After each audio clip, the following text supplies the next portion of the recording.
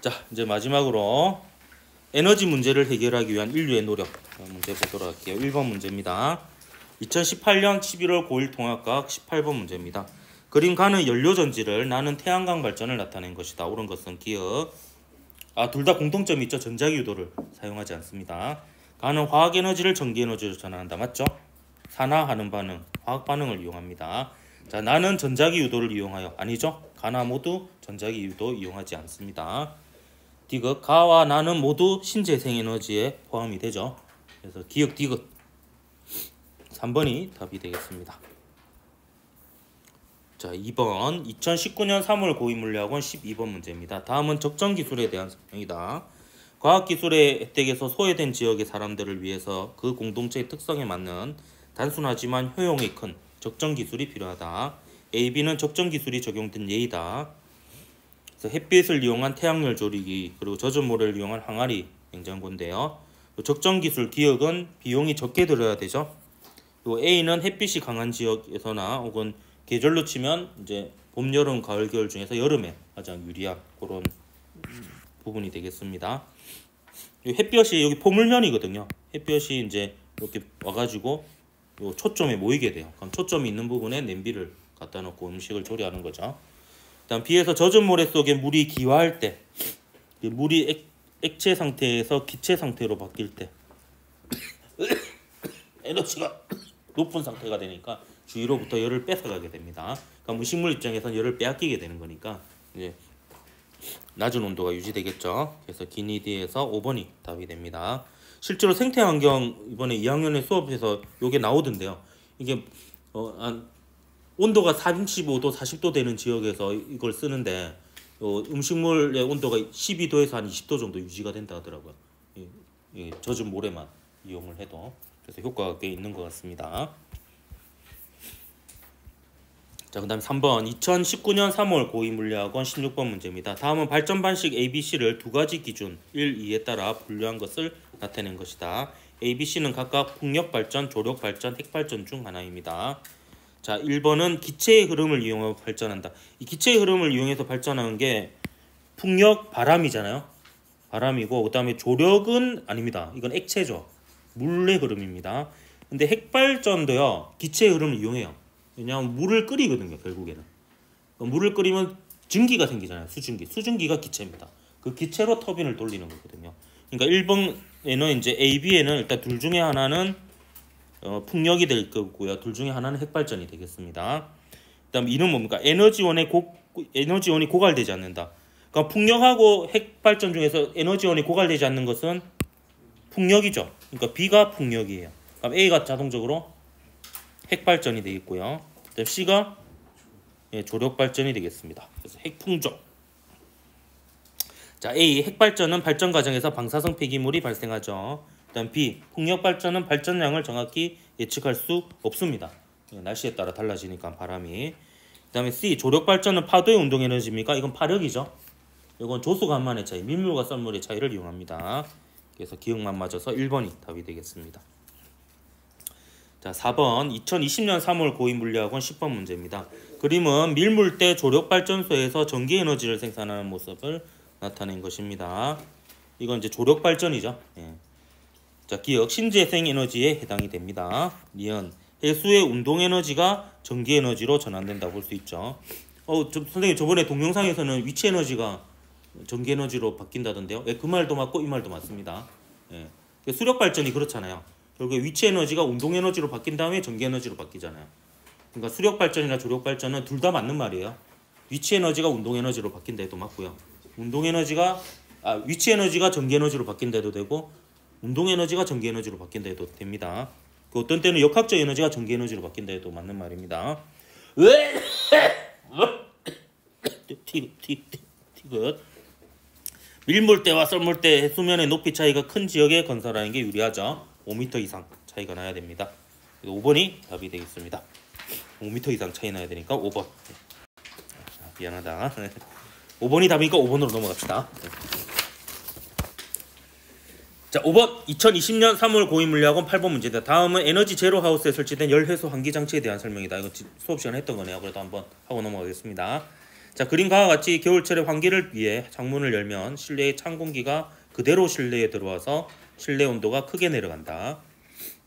하지만 그림 나와 같이 창문 대신에 열회수 환기 장치로 환기하면 나가는 실내 공기와 들어오는 실내 공기 사이에 열이 이동하게 되죠. 열은 항상 온도가 높은 쪽에서 낮은 쪽으로 이동합니다. 그래서 찬 공기가 그냥 들어올 때에 비해서 열을 좀 받아서 들어오니까 조금은 덜 찬 공기가 들어오게 되겠습니다. 따라서 열회수 환기 장치를 사용하면 실내 공기를 가열할 때 필요한 에너지가 좀 적게 들겠죠. 그래서 난방비를 아낄 수가 있습니다. 그래서 기억에서 열은 나가는 공기가 뜨거운 공기죠. 뜨겁진 않죠. 따뜻한 공기입니다.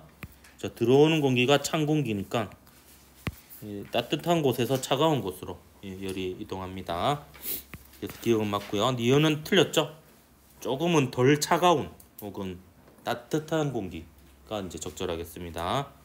그 다음에 이제 난방비는 적게 들겠죠. 난방비는 에너지는 적게 됩니다. 기억 디귿 4번이 답이 되겠네요. 자, 6번 2020년 3월 고위물리학원 17번 문제입니다. 그림은 적정 기술이 적용된 장치 A, B를 나타낸 것이다. A. 약한 바람에도 작동하는 풍력 발전기. B. 물과 표백제를 넣어 만든 페트병 실내 등 이런 게 있는데요. 자, 기억 A는 운동 에너지를 전기 에너지로 바꿔주고 있죠. 바람이 운동 에너지죠. 그다음 니은 B는 전기 에너지를 공급받지 못한 지역에도 사용할 수 있습니다. 페트병에 전선 연결하진 않죠. 그다음 디귿 적정 기술은 기술이 필요한 지역의 사회적, 경제적 상황을 고려할 필요가 있겠죠. 그래서 5번이 답이 되겠습니다. 자, 7번 2021년 3월 고위물리학원 8번 문제입니다. 다음은 수소버스에 대한 신문기사 중 일부이다. 땡땡시는 2025년까지 친환경 수소버스 1000대를 보급하고 수소 충전소 11곳을 구축할 예정이다.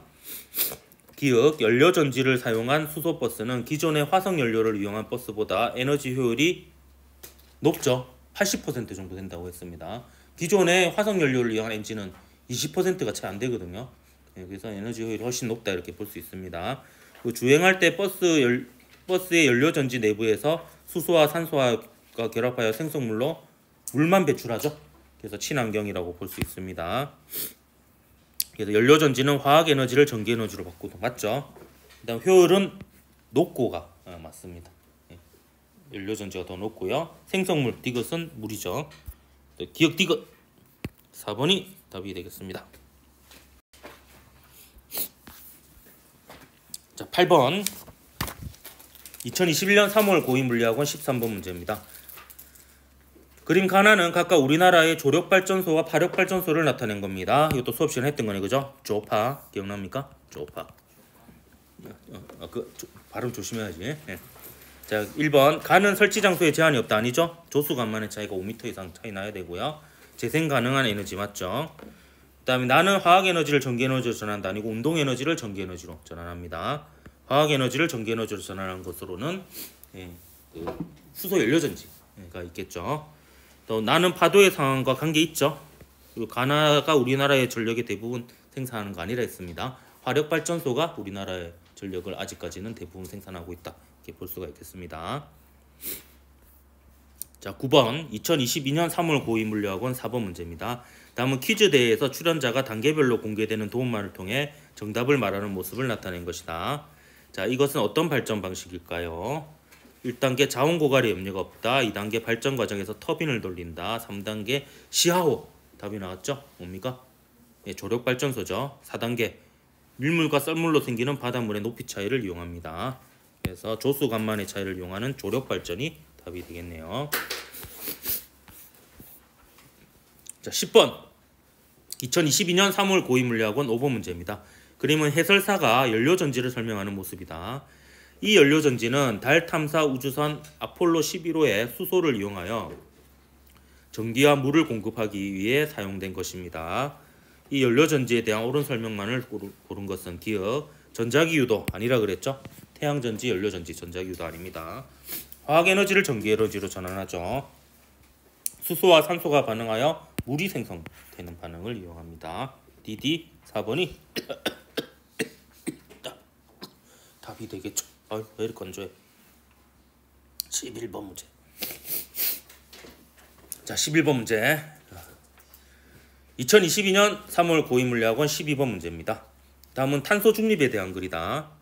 화석연료를 사용할 때 방출되는 이산화탄소는 지구온난화의 주요한 원인이다.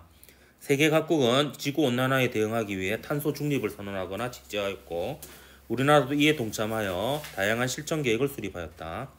그중 하나는 풍력 발전과 태양광 발전 등 재생에너지를 이용한 발전으로 에너지 공급 체계를 전환하는 것이다. 이때 탄소 중립은 뭐냐면 배출되는 탄소의 양과 흡수되는 화소의 양을 같게 해서 탄소의 순 배출량이 0이 되게끔 하는 게 이제 탄소 중립의 의미입니다. 옳은 것은 기억. 화석연료는 화학에너지 형태로 에너지가 저장되어 있는 거죠. 물질의 형태니까. 그다음 니은은 풍력발전입니다. 풍력발전은 운동에너지가 전기에너지로 전환이 되죠. 그다음 디귿은 태양광 발전이죠. 태양광 발전은 발전 과정에서 이산화탄소를 배출하지 않습니다. 그래서 기니에서 피그가 답이 되겠습니다. 이제 마지막 페이지네요.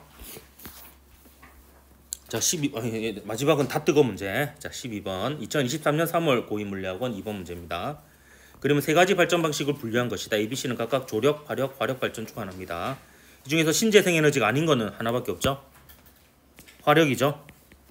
자, 밀물과 썸을 때 해수면 높이 차이를 이용한다. 조력이죠. 그럼 가운데 B는 뭡니까? 화력이 되겠습니다. 화파죠. 자, 기억.